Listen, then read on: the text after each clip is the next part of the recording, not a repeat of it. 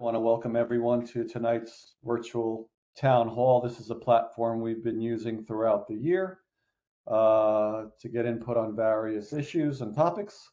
Our topic tonight will be the revitalization of Ritzer Field and our secondary auditoriums. Our secondary auditoriums include our two middle schools, South Orange Middle School, Maplewood Middle School, in addition to Columbia High School. The district will be asking for funds from the Board of School Estimates and is interested in gathering community input around these two issues. I want to give a big thanks to those of you who have sent emails and participated in public comment at our board meetings over the last few months. Also, a big thank you to our students and their input. Their voice will play a very important part in our decision making. For those of you not familiar with a virtual town hall format, I'm going to ask our Director of Communications, who you've already met, Mr. Ashaya Draper, who is also tonight's facilitator, to inform you on how to submit a question. I do want to put this out there first. The district has posted a Q&A on our website, which Ashaya will let you know how to reach that. We have done a pretty nice job collecting questions over the last month or so. So please, before you submit any questions to Ashaya tonight, just double check to see if your questions have been answered in our Q&A. So Ashaya, I'm going to turn this over to you real quick, and you could explain to folks how to submit a question, and then also explain to them how to reach our website for that Q&A, and also this PowerPoint that will be posted tomorrow. Absolutely. So on our district website at somsdk12.org/webinars is our library of webinars and community conversation events that Mr. Bing holds with our community, and along with the flyer for this event and the WebEx joining information. Above that, the Q&A has been added for your convenience as a member of our SOMSD community. There are also additional documents for further conversation that Mr. Bing will be presenting throughout the duration of this town hall event, as well as a link to submit commentary to the school district if you've already taken time to do that using the link that's available on somsdk12.org/webinars. Many of those commentary have been brought into that Q&A for Ritzer Field and auditorium projects that is attached on the website. You may also find the same information housed in various areas of the school website, the school district website. It'll be under the business office, under Ritzer Field, as well as a small tooltip on the Board of School Estimate page under the Board of Education tab on the district website. Inside this WebEx today, there should be a Q&A option on the bottom right of your screen, and throughout this session, at the very end, Mr. Bing and members of our community and elected officials will be able to answer many of the questions that you may have throughout the duration of this presentation. Thank you, sir. Appreciate it. Thank you. So tonight, I'm going to run through a short PowerPoint, and then we'll take some questions, as Ashaya noted. Again, I believe we've done a really nice job in gathering community questions and giving our responses to those questions. As Ashaya just noted, that you'll find that in somsdk12.org. We're looking at a fiscal ask, and this really crosses all the plans that you'll see tonight, of around $10 million from the Board of School Estimates. So no matter what plan the district will move forward with, we'll be in the area of around $10 million for our ask for the Board of School Estimates. In regards to what that looks like for a $800,000 to $850,000 home, you're looking at in Maplewood around an increase of $56, and in South Orange around an increase of $63. I'm going to run through this PowerPoint. Ashaya, please let me know if you cannot see it. So Ritzer Field, as we know, a storied past, also a very bright future. It holds significant importance for this community. Obviously, if you've passed our high school, you will always see Ritzer Field being utilized by community and also our students. Historically, the field has faced challenges, including drainage issues and high maintenance demands typical of natural grass fields. Quick note, I played on Ritzer when I was a youth. Remember playing soccer on that field. A plan to revitalize Ritzer was approved in 2019. You'll see that plan. That's classified as Plan A in this presentation. That was a turf soccer and lacrosse field, but it was not implemented.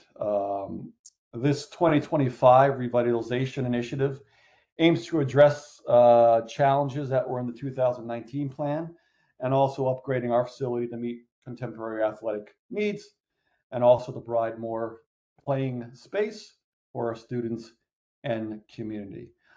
We do want to make a quick note that based upon information submitted and upon a site inspection conducted by the division staff on February 5th, 2025, they have determined that freshwater wetlands and waters are not present on Ritzer Field. I do want to also note that I do understand this conversation has been going on since 2018. Our objective is to really move this conversation into action to better meet our students' needs. For myself, Shire, Director of Communications, our new business administrator, Imani Moody, our new athletic director, Coach Winstead, this is all new. So it hasn't been a 6-year, 7-year conversation. I know that it has been for many people on this call, knowing that this discussion started quite a few years back. So, quick overview of our athletics. CHS student population, 1,970, an estimated 50% of our students participate in athletics or clubs. We have about 26 athletic programs offered at CHS. This includes the marching band. There are also multiple activities and multiple clubs as well at Columbia High School. Ritzer is utilized throughout the year. We'll get a little more detail on that moving through the presentation, but a quick overview. Ritzer is utilized in the fall, cheer, boys and girls cross country, girls and boys soccer and marching band. In the winter, it's used for all sports for conditioning. In the spring, hopefully, as this plan moves, softball will make that their home field. But currently, boys and girls lacrosse and girls flag football, which is new to the district. Also, physical education classes also utilize Ritzer on a daily basis, and we also utilize it for Project Adventure. And additionally, obviously, community and recreation utilizes the field. I want to pass this section quickly over to our athletic director, who, as I noted, is new to the district, Director Winstead. Not sure if Principal Sanchez is on, but if he is, then I'd love for him to step up as well. But I want to have our athletic director go into a little more detail around Ritzer Field and her vision for our athletic department. No problem. Thank you, Mr. Bing. Good evening, the community. Thank you for giving me this opportunity to express the need to go into revitalizing Ritzer Field. So just as Mr. Bing highlighted that there are a number of sports teams that utilizes Ritzer Field during all seasons. This year, I made it very important to make sure that the field space was equitable to all sports. And as a result, I noticed that we have come across a number of barriers. And that being said, number one is making sure that our softball team is not practicing off-site. Our softball team, as we all are aware, is the only off-site team that practices at a different location. In addition to that, it was important to make sure that our girls soccer team was also practicing on Ritzer. So this during the fall season. So this space, as I observed, is always used and could be better used. Another thing why I recognize how important this space is because to help us build school pride, school spirit. With having better facilities, I understand that we will be able to retain a lot of our athletes from competing to outside districts. So again, it was my duty this year to make sure that every sport team had access to equal access to practice sessions and game space. But due to our current condition of the field, we were not able to, sometimes we were not able to achieve that. There were various challenges with this new plan. It will allow us to have equitable practice sessions, games, and again, I want to really highlight, build our school pride, along with the fact that I'm not sure if Mr. Sanchez is on just yet, but our PE classes also utilize this space. So we, as Mr. Bing highlighted, this space will be enhanced, will meet the needs of our PE classes. Project Adventure will not be impacted by the renovations. And I know for certain our coaches will be excited. They are constantly talking about how important it is to have a practice space. Due to the limitations, the various barriers at Ritzer's, it causes our coaches not to be able to apply those important concepts and strategies and game plans to be the best team, not only just in Essex County, but in the state of New Jersey. Thank you, Mr. Bing. Oh, Coach, you're singing my song. State championship over my head. I'm waiting for it, Coach. Yes. Thank you. Appreciate you, Coach Winstead. So let's go run through the plans. This was run through about a month ago or so with the Board of School Estimates. It also is on our website, same location that was noted by Ashaya. This is Plan A, as I referred to it previously. This is the 2019 plan that was approved. It was a lacrosse soccer turf field. This was Plan A, and this Plan A was approved in 2019. The investment, and we have updated that cost from 2019, is at about $3.6 million. Plan B, which was also presented around that time, was a turf multi-purpose and turf softball fields. As you see in the diagram, it is a lacrosse soccer turf field in addition to 2 softball turf fields. That investment would be around $5.5 million. Again, these numbers have been updated by our architect.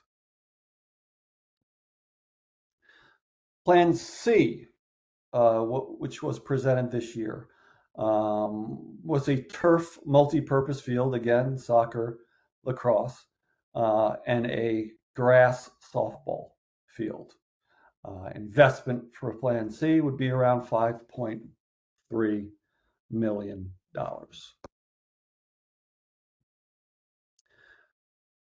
Over the last month or so, we've been hearing from our community. As I noted, we've been building that Q&A bank, and we've asked our architect to make some revisions on our Plan C and our Plan D, which I've not shown you yet.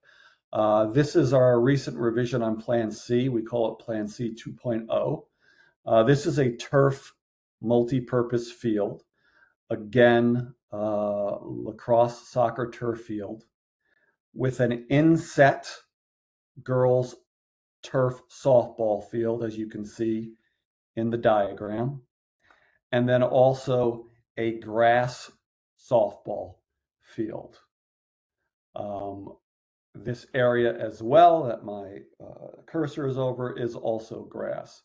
You're looking at an investment of about 5.6 for Plan C 2.0. Plan D, which was also new over the last few months, was a turf multi-purpose field. Again, lacrosse soccer turf field, and turf softball field. So very similar to Plan C, except the softball field is turfed instead of natural grass. This area where my cursor is running over is natural grass. So we also updated Plan D. We did a Plan D 2.0 recently, which is a turf multi-purpose field, again, soccer lacrosse, with an inset girls softball field, in addition to another girls softball field, this time turf. The area where my cursor is currently, that will remain natural grass. This investment totals out to around 5.7 million. So if you attended our Board of School Estimates meeting about a month ago, you will note that all the plans have stayed the same, except we upgraded Plan C to a Plan C 2.0, which added an inset girls softball field. And then we also updated our Plan D from its original format to a Plan D 2.0, which again inset a girls softball field. Our numbers are also posted on our website, and at the start of this, you did hear some numbers. We're looking again, no matter what plan we move with, you're looking at about a $10.5 million ask from the Board of School Estimates. From a tax perspective, if you have a house that's around $850,000 for a 20-year bond, you're looking at about a $56 increase in Maplewood and an estimated $63 increase in South Orange. This is also on our website for everybody to view. We reviewed all the columns at our last meeting. As I noted on the diagrams, I took from this particular document the total cost of those fields. We'll get into what was involved in these costs as we move through our Q&A. You'll get a better idea of the lights that are involved, the irrigation systems, things of that nature.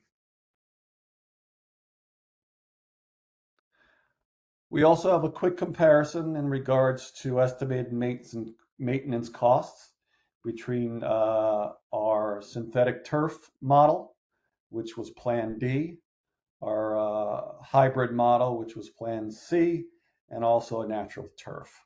Again, these numbers really don't change with Plan C 2.0 or Plan D 2.0. We've been working with our architect around these numbers. We've also had the opportunity to work with other school districts such as Westfield that has been going through this process and has done some of the same research and data, and they were nice enough for us to let us borrow some of that data for our presentations.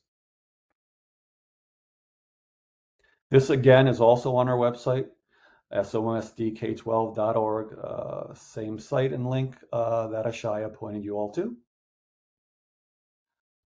Next step, so everybody knows, the project is currently in design stages with preliminary cost estimates completed.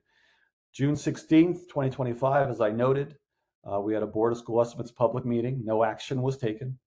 July 24th, which is the next Board of Education monthly meeting, action will be taken. The board will land on one of the plans, and we will approve a resolution. That resolution will be sent to the Board of School Estimates. And then in August, we are looking at a Board of School Estimates public meeting where action again will be taken to vote on the plan that was submitted by the board. I do want to emphasize that we've been working very closely with both municipalities. Obviously, the lack of field space is not just a district issue, it is a community's issue. So the other part of our bond is the arts.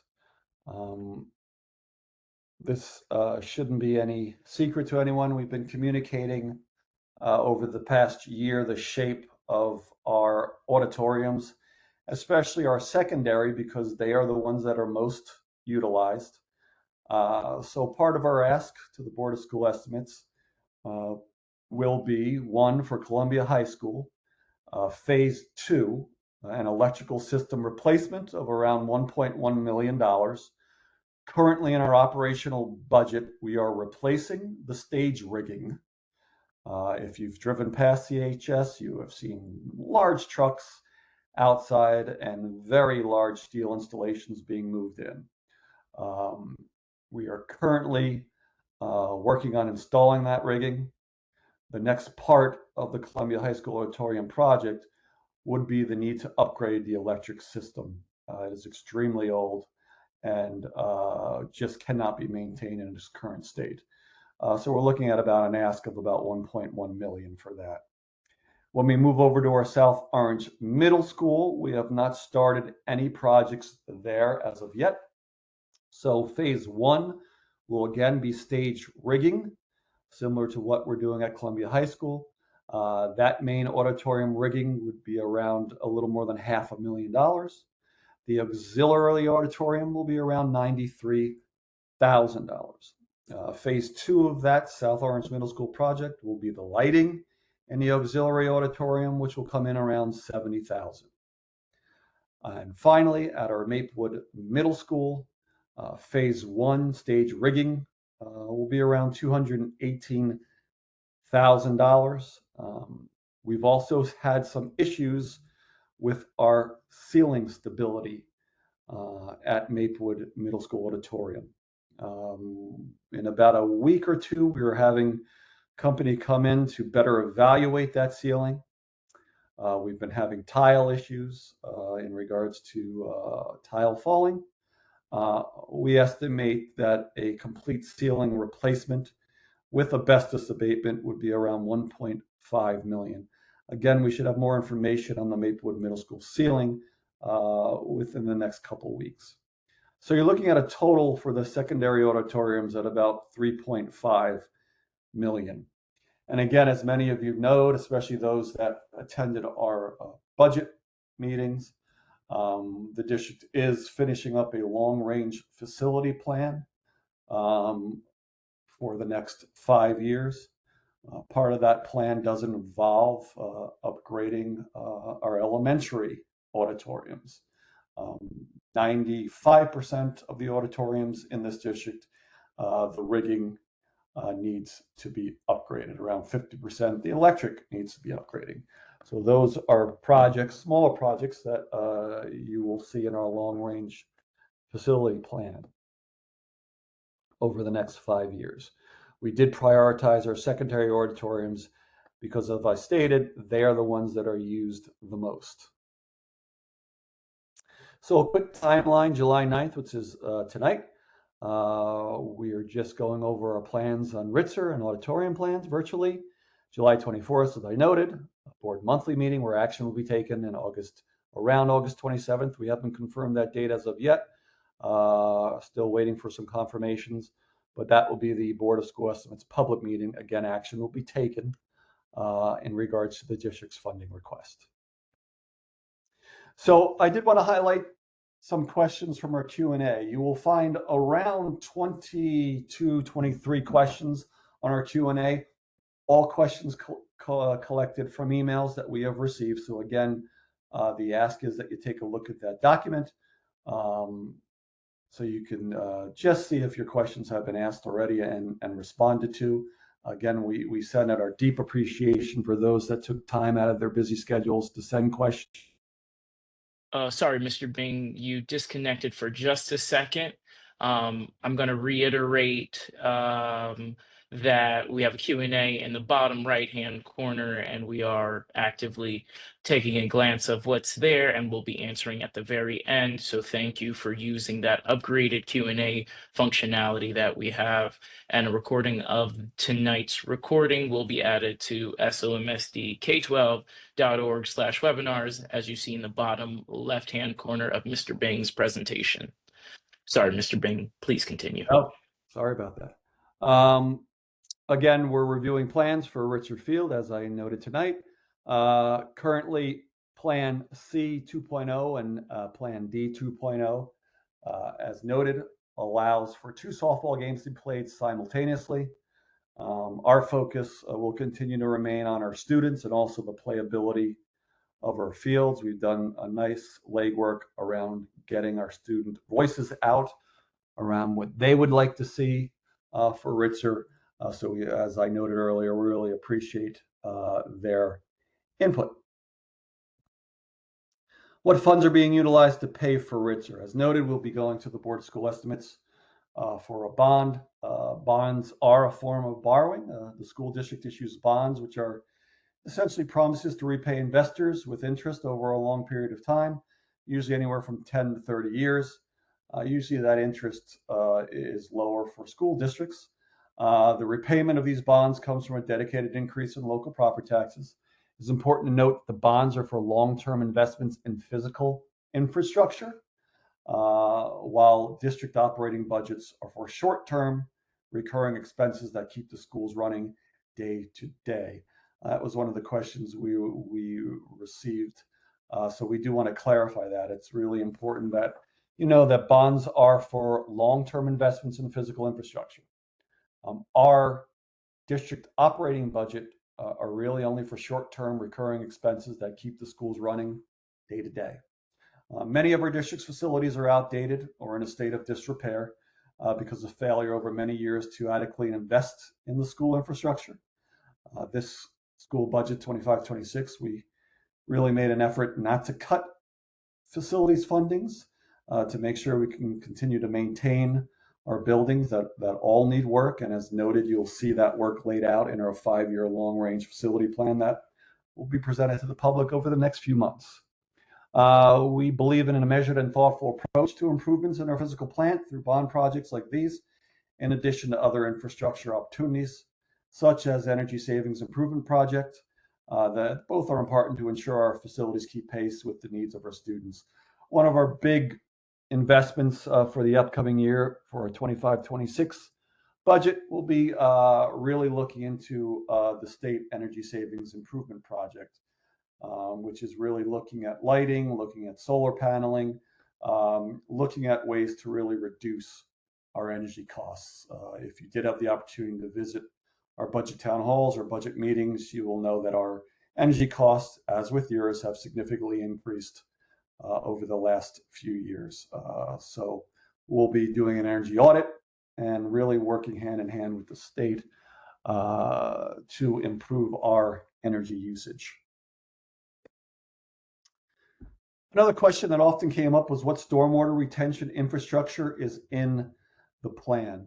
So I do want to note this is one big difference from the 2019 plan that was approved versus Plan C, Plan C 2.0, Plan D, and Plan D 2.0. We did make a change in the stormwater retention infrastructure.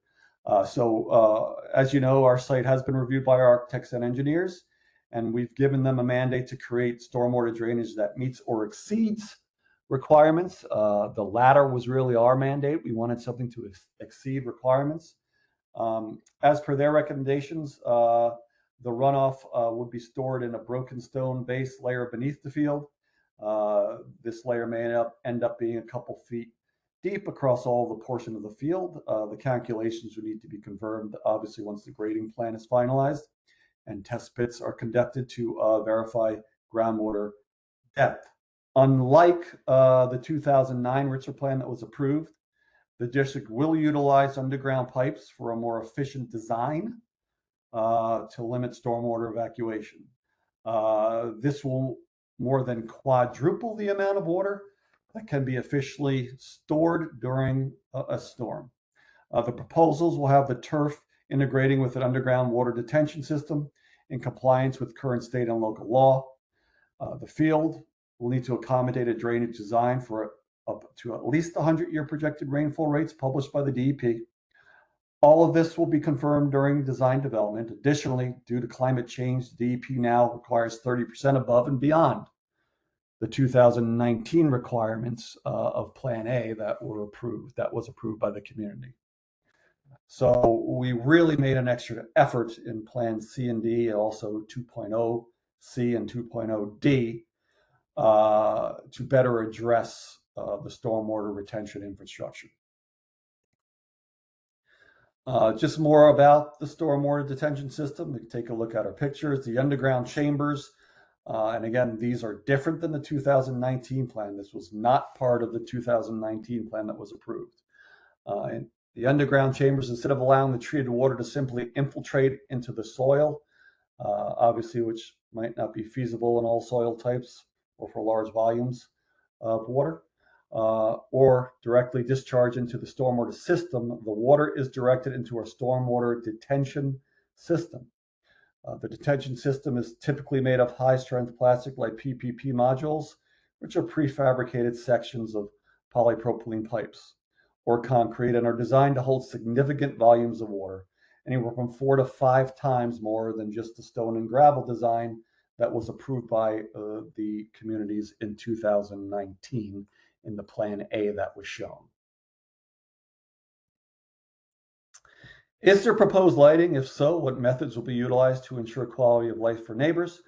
There will be a lighting option in all proposed Ritzer Field plans. A photometric analysis will be conducted as well. There are various options to reduce exposure to lighting, including shields, angle of lights, minimizing the heights of poles, light heads with different expressions, and also timed systems. Again, we'll be working very closely with our communities around the use of lighting.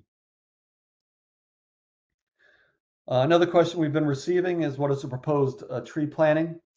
The plan incorporates, just so you know, which is Plan C, also Plan C 2.0, Plan D, and Plan D 2.0, the planting of trees along Hickson Place as a natural fencing.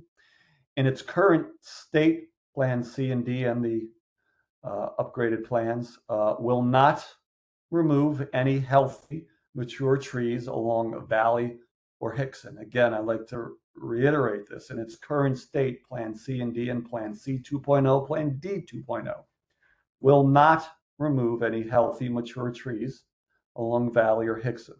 The district and architect will be using arborists to determine mature tree health as we move along with the project. If any mature tree needs to be removed, we will consult with the municipalities and 2 new trees will be planted. The district will be working with both towns around tree planting. Artificial turf retains more heat than natural grass. How does the district plan to mediate this effect? Another great question. Again, much appreciated. We appreciate everyone that submitted the questions and comments. At this point, especially since the 2019 design, alternative and organic infills are being utilized by districts. These natural materials tend to absorb less heat and have better thermal properties than traditional crumb rubber infill. Some can also retain moisture for evaporative cooling. So the district will be making an investment in these new organic fills. Also reflective or cooling fibers. Some manufacturers are developing turf fibers that incorporate special pigments or coatings designed to reflect more sunlight rather than absorbing it. These particular fibers aim to reduce the initial heat absorption of the turf blades. Again, this is an investment the district will be making. And again, blade shape and density. Some turf designs use specific blade shapes or lower pile densities to allow for better airflow and heat dissipation, reducing overall heat buildup. So the district has made a commitment to invest in trying to mediate the heat effect of turf, especially with these recent upgrades over the last 5 years in the synthetic world. What about parking and traffic? The district owns multiple parking areas around Ritzer Field, including directly across the street, also next to the gymnasium, also the Parker Avenue lots, we have 2, and the central office lot that is often used. Signage will be installed directing visitors to appropriate parking areas. Finally, Maplewood and SOMSD will be working together to develop a lighted walkway across Prospect Street from the parking lot to the field. Again, this is a joint venture between the district and the municipalities. Ritzer and other field opportunities have been under discussion since I started last summer. It has been a hot issue. There is a deep need for fields, not only for the district, but for both communities. Right now, Ritzer is the lowest hanging fruit in regards to development. It will also be open to the public, and obviously, just like Underhill, available to rent. Same process and procedures that we use at the Underhill complex.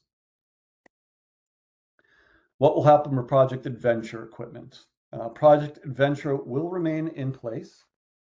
The only revision needed will be the zipline post, which looks like a large telephone post, on Hickson Street. That post will be moved approximately 100 feet towards Academy Street, reducing the length of the zip line only by about 30 feet. We've had our athletic director take a look at this. We've had our principal take a look at this, in addition to our architects. If 2 girls softball fields turf and a lacrosse soccer field turf are part of the Ritzer plan, will any grass area remain? So for Plan A, we wanted to touch on grass area. We would have around 51,000 square feet of natural grass. Again, as you recall, Plan A was the one that was approved in 2019. That is the multi-purpose lacrosse and soccer turf field. Plan B, which was the complete turfing of Ritzer, will have no natural grass. Plan C 2.0, along with Plan C, will have natural grass softball field and 22,000 square feet of natural grass in addition to the natural grass softball field. Plan D and Plan D 2.0, which again, just to remind everybody, is the multi-purpose turf field for lacrosse and soccer. Plan D 2.0 has the inset turf girls softball field, and then it has another girls turf softball field. Plan D 2.0 will keep over around 22,000 square feet of natural grass inside the perimeter of the new walking path, with a new irrigation system upgrade. All the natural grass areas will have a new irrigation system upgrade. And again, what we have been hearing in question-wise, will students be displaced from eating lunch out there? We average around 50 to 60 students eating lunch out there during spring and fall. They will not be displaced. As noted, there will be enough square footage of natural grass for students to enjoy Ritzer Field.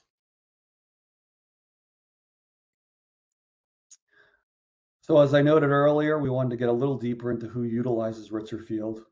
Currently, 3 boys soccer fields utilize. They practice on Ritzer. Varsity team will play at Underhill, and that's in the fall. 3 girls soccer teams practice on Ritzer. Varsity team plays at Underhill. Boys girls cross country team uses the track on Ritzer for practice in the fall. 2 girls flag football teams, JV and varsity, practice on Ritzer. Varsity and junior varsity play games at Underhill in the spring. 2 girls softball teams will practice and play games on Ritzer, we hope, fingers crossed. Boys and girls lacrosse occasionally uses Ritzer as an alternate practice location. That's in the spring. Athletic conditioning for out-of-season teams and summer recess periods also. Physical education classes, marching band rehearsals, cheer practice sessions, and obviously community organizations, recreation utilize that field as well. One of the questions did pop up that we do want to address, and I think we have it later in this presentation. We are in the middle of a lawsuit in regards to equity in fields, especially in regards to our girls softball. So this project, these plans will help meet that need. And for those of you who have kept up with our girls softball team, I want to do a quick shout out to them because they had an absolutely wonderful season, making the state championships this season, and we expect great things from them next year as well. So big kudos to our girls softball team. Does this project require...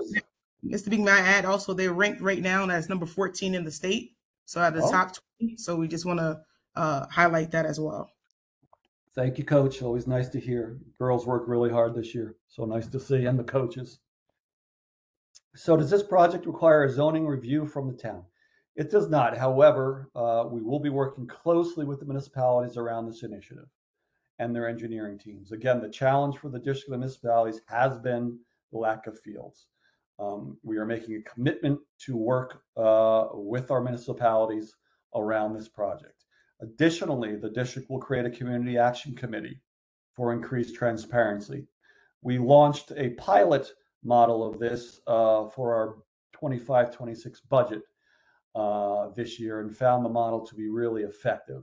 So we're going to apply that model to this project and have communities be part of the community action to make sure they're overseeing the project and reviewing it in its different stages. Questions? So I'm going to go back, Ashaya, as you go down the questions and take a look at our Plan D 2.0, and I'll move backwards from here. So Ashaya, I'll turn it over to you quickly as I leave these on the screen. Again, I want to reinforce and thank many of you who submitted questions. They are all part of our Q&A that are on the website. We made sure to go through all those emails and take out questions that were similar to each other and put them on a Q&A in a simplified form with responses to those questions. So we do want to make sure everyone knows that document is available on our website. This PowerPoint will be placed on our website as well after this presentation. Thank you so much, Mr. Bing. I'd like to also add thanks to Principal Mr. Sanchez for joining us early on in this presentation. Athletic Director Ms. Winstead gave us a really nice breakdown of our sports. So we're just really grateful to have Mr. Sanchez on for the majority of this call. Also similar to the Q&A fact sheet that was frequently asked questions that Mr. Bing just mentioned, our Q&A functionality inside of this WebEx webinar has been upgraded. We are powered by WebEx similarly to our school board meetings. So our technology team and Liana Quadrado and Cassandra Bragg in our superintendent's office have done a fantastic job at upgrading many of the Q&A and how we receive it from the community. So it is going to be tier-based now, and many of the questions we'll go through will be upvoted by other members in the community. So if you're joining from a virtual device, where you are logged into WebEx right now, the Q&A module will be going down many of those questions that are already sorted for us all. Mr. Bing, the first one that was added was health fears around turf aren't backed by science. Meanwhile, CHS softball has no home field, no bathrooms, and no lockers. Is it equitable to deny them a safe, reliable field while other teams play on turf, district-owned turf with full facilities? So obviously part of this work has been reviewing many studies. I've been part of various field upgrades over the past 20 years and have had the opportunity to review many studies. More recently, one of the larger studies was from the Environmental Protection Agency, working with other agencies, doing a research report, really reaffirming the safety of synthetic turf fields. That was done in April 25, 2024. Again, that was the EPA and various other agencies, not only national but international as well, reaffirming the safety of synthetic turf fields. Thank you.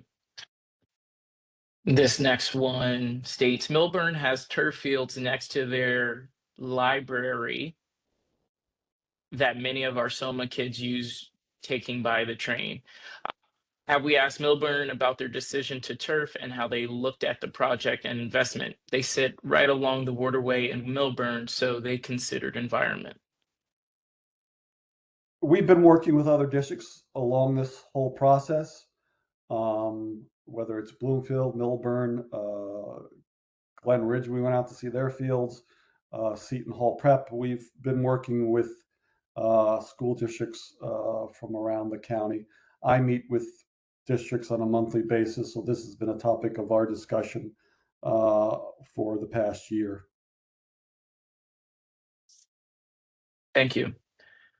The next one, I'm beyond thrilled by these options to finally provide the team with the facilities they deserve, which bring us to the same level as schools around the state. Has the administration chosen one of these specific four options is the best for our student athletes? The community member is in favor of option D 2.0. Shai, I just sent you a quick text. We wanted to get some input from our public, which is tonight, and also obviously from our board meetings over the last few months, and also via emails. So again, I do want to reiterate a big thank you to everybody who had submitted information to us and questions. Part of this process, as I noted in the timeline, is this town hall that we're currently running. I'll pull up the timeline quickly. There we go. Our town hall, which we're currently having right now, and then as noted, July 24th, the board will be landing on a decision of one of these plans and approving a resolution. And then that resolution will be sent along to the Board of School estimates.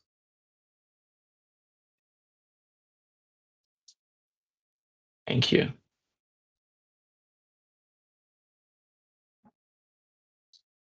The next commentary here, I appreciate with what athletic director Winstead said about how new fields will not only improve athletics, but also boost overall school pride.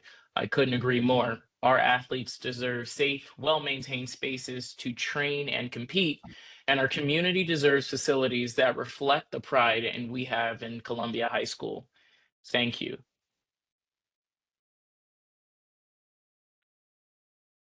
I'm not sure if that's a question, but can I just add one thing? We really support and are fortunate for the public in their previous generosity with some of these referendum updates here at Columbia High School. And I could tell you that the students are just in awe when they saw the Commons open and when they saw the library open just in June. And of course, our own public library here in Maplewood that has just opened last week. Our students are so impressed with these facilities, and they have taken care of them in just the short weeks that we've had them, or short months. And I couldn't echo that comment stronger, that our students do deserve top-notch facilities, just like our students in 1926 deserved this incredible building when it was first built then. So I think it's a great tradition of the great community of Maplewood and South Orange. I do want to emphasize that Mr. Sanchez was not the principal in 1926. Yes.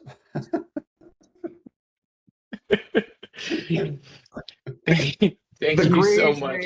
May think that, but no, it's right. I think they're reflective of your commitment to Columbia High School, Mr. Sanchez. It looks great. The next commentary, this is great. Hopefully it goes ahead. Will you look to use local companies for the work? So we're currently working with our architect Spiesel, that is the architect that has run the 5-year project of additional buildings. One of our asks of Spiesel is to try to keep companies local. So yes, that's one of the things we are attempting to do. Thank you. The next is, will the district prepare an all grass field estimate for consideration as well? Are we trying to, why aren't we trying natural improvement maintenance as a cheaper alternative? So you will find that question answered on our Q&A. It's one question that we received. There is no plan E. There have been attempts over the last 20 years or so to upkeep natural grass on Ritzer. There's also been attempts on other field areas in both towns to maintain natural grass, all unsuccessful. I can only speak from the school district point of view. We do not have the resources currently or in the future maintain a large grass footprint. Last year, the district had reductions in force. This year, we had to rely on over 30 plus transfers to ensure no reductions in force, and also really do a zero-based budget over the next few years. As you've all seen in the headlines, the state aid formula nor the federal funding is getting better.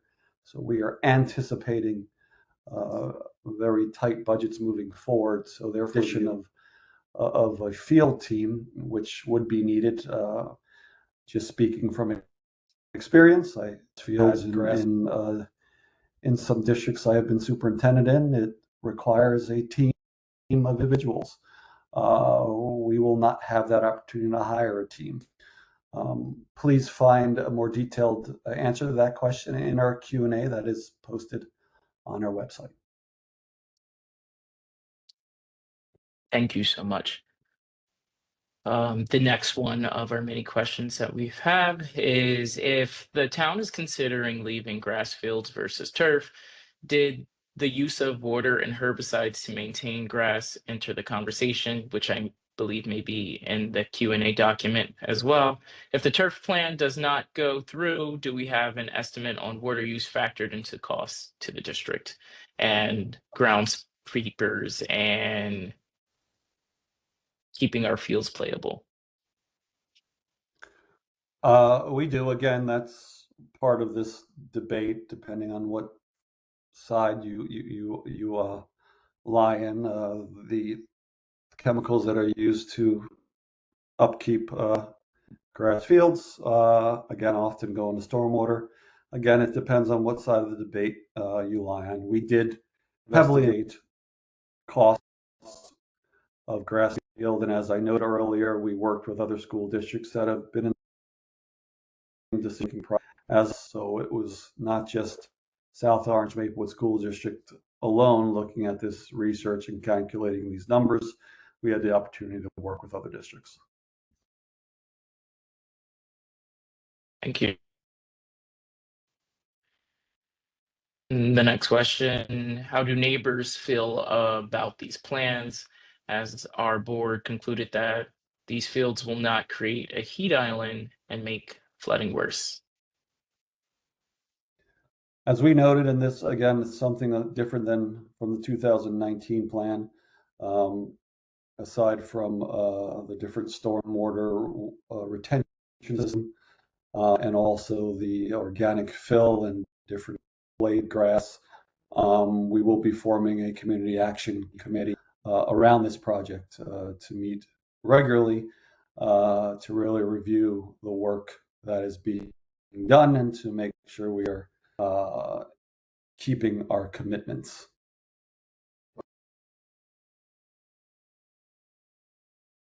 Thank you.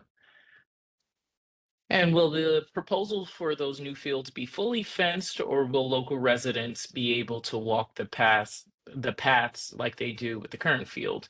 Some of our locals use the path for physical activity.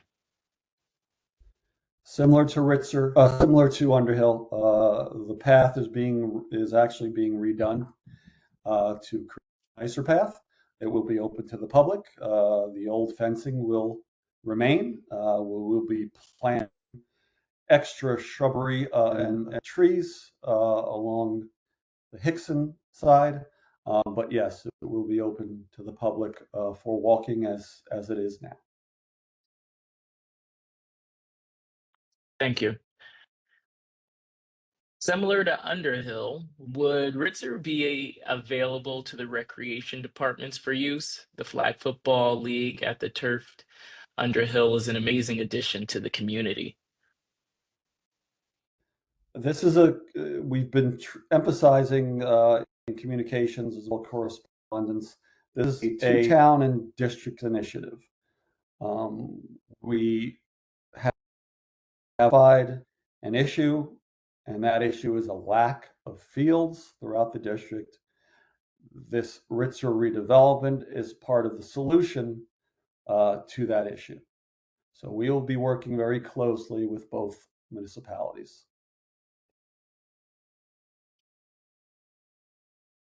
Thank you. One of the questions, 3 CHS soccer teams use Ritzer in the fall.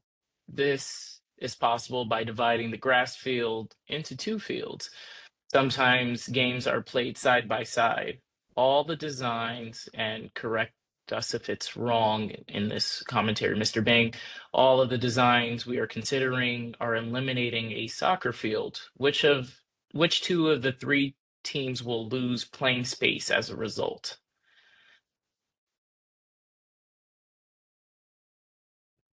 I think as noted, as you will look on the slide that has the usage of the fields, I don't think anyone will be losing out. We have soccer at Underhill.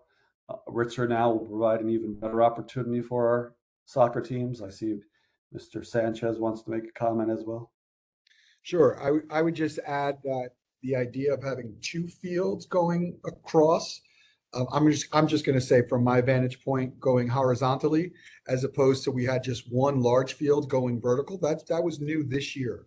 So in years past, we didn't have that. But I will say, that was just freshmen and JV, and they're not fans of using that grass, and they would rather much happier using 1 turf field, and then there will be more opportunity now and openings therefore on Underhill for them to participate. So it wouldn't be a loss at all. Thank you. Again, many of the questions that we're receiving are also available in that Q&A document available at somsdk12.org/webinars. Also, any questions that we do not get to today will also be taken into consideration for commentary. There is also a link on that webinars page to submit questions directly to our school district. Mr. Bing, our next question is, how do adjacent properties feel about any of these proposals? It is common to survey homeowners when a large project of this scale is being considered. We have met with the homeowners. We're also plan on working with them throughout this project. As noted, some of the major concerns of our neighborhoods was the possible elimination of mature trees. So one of the mandates we did give to our architect was to maintain our mature trees, also to create natural fencing through planting of trees. And also to really look at better options for heat reduction, as noted, the organic fill and things of that nature. As noted, we're trying to address as many of the issues as possible. Obviously, the neighborhood will be part of our action committee moving forward that will be keeping tabs on this project so we can get input from those neighbors. And I also do want to reinforce, as Shia just noted, Please take some time to look at our Q&A. That will be updated on a regular basis as we come to an end for this town hall. We want to note that any questions that were in and asked that were not part of our Q&A, we will put in our Q&A. What I am seeing is about, and Ashai, you can tell me yay or nay, about 95% of the questions that I'm reading are part of our Q&A already and have been responded to. Again, you'll find that on our website.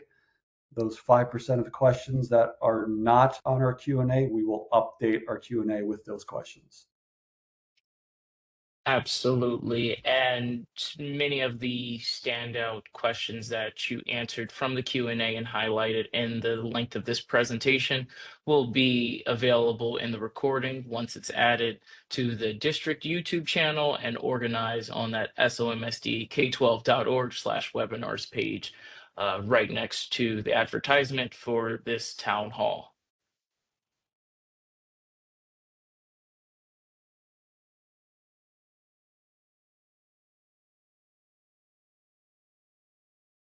One of the other questions that has popped up, Mr. Bing, is the preservation of shade trees, including in all of these plans. And are there plans to add additional shade vegetation to mitigate the heat that the turf would generate? There are. So again, as noted, one of our asks of our architect, and that's why you'll see the plan C 2.0 and plan D 2.0, was not really be intentional around maturities and not eliminating them. So as I noted in one of our questions, current plans C 2.0, D 2.0 do not impact our mature trees. We'll also be planting more trees as well in vegetation. If a tree has been determined to be sickly, then we will replace that with 2 trees. Again, we will have an arborist making those evaluations, but one of our mandates to our architect was to save our mature trees.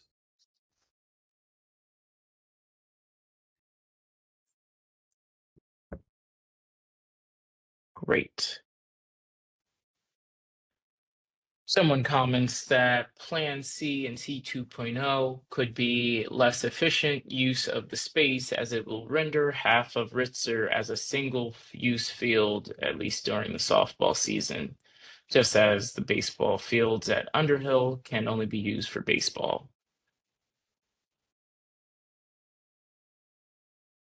I believe that was more just a comment than a direct question.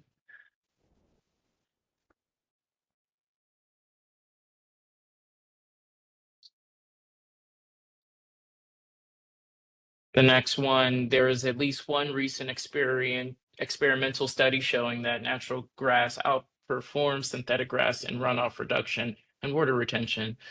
Will we have a grass alternative study presented with stormwater and heat retention analytics? We currently have no plans to do such a study. Thank you. The next one is a community member asking who would be responsible for flood damages incurred by neighbors. Is there an insurance policy and line items to help with that? We've gotten far in the project as of yet, but I do want to note, as discussed, and in our Q&A, we have upgraded the stormwater detention system in our plans for 2025. The 2019 plan did not have the upgraded system that we have in place that we are currently suggesting for Plan C 2.0 and Plan D 2.0. Thank you. As noted, this upgraded stormwater detention system will hold anywhere from 4 to 5 times the amount of water that was in the 2019 plan, which was just stone and gravel. Thanks so much. So as we're going through many of these questions, many of them are still, I feel like we are getting closer to about 96% covered inside of that Q&A document. Any that were not addressed directly in that document that's on the website will be added and updated based on the upgraded Q&A function that we have inside of this WebEx webinar.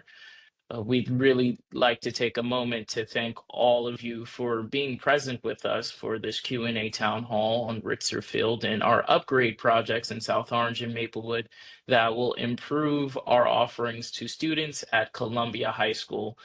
Amongst our panel today were many of officials from our school district, including Superintendent Mr. Jason Bing, Mr. Imani Moody, our principal of Columbia High School, Mr. Sanchez, athletic director, Ms. Winstead, our assistant superintendent of schools, Dr. Gilbert, board president, Mrs. Duval Wilson, our board vice president, Mr. Wilmeyer, and our board member, Mr. Capadia, were also present. We'd also really take a moment to thank the elected officials from both Maplewood Township and South Orange Village for being present and a part of this wider community conversation.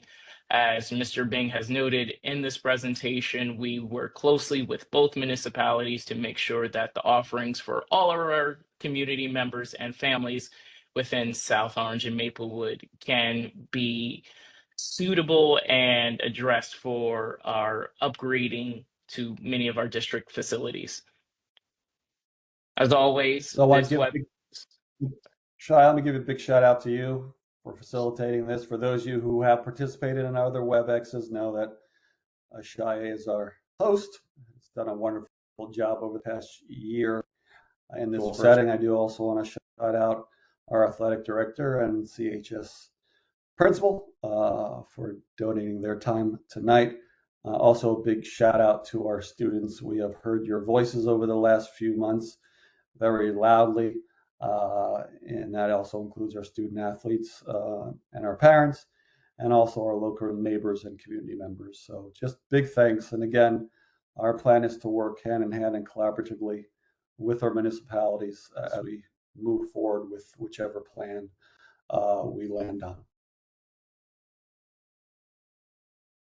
I want to thank you all tonight for taking your time. Again, we will be updating our Q&A. Please take a look at that website. There's a 99% chance that your question will be on there. We do want to thank those that have been submitting questions. Please keep them coming so we can update that Q&A. We will continually update those public documents.